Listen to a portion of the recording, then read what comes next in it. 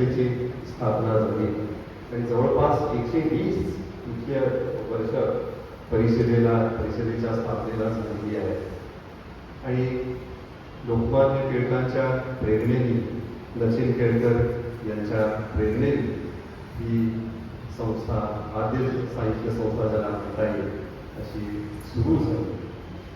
आजवर अनेक तिथे पदाधिकारी आले, अध्यक्ष असतील, कार्याध्यक्ष असतील, तरी कामही नक्कीच चांगली केली, त्याबद्दल काही दुमत होऊ शकणार नाही. पण जे अशा मोठ्या संस्थेचे प्रेरणास्थान आहे, ज्यांच्या कृतीमुळे, ज्यांच्या मार्गदर्शनामुळे संस्था उभी राहिली, त्यांचं तैलचित्र या महत्त्वाच्या संस्थेत नव्हतं.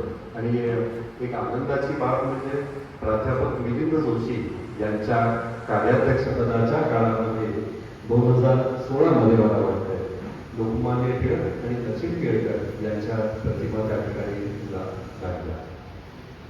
एक कृतज्ञतेचं अभावानेच म्हणता येईल असं दर्शन, त्याचं उदाहरण प्राध्यापक मिलिंद जोशी यांच्या रूपाने सगळ्यांनी अनुभवलेलं आहे.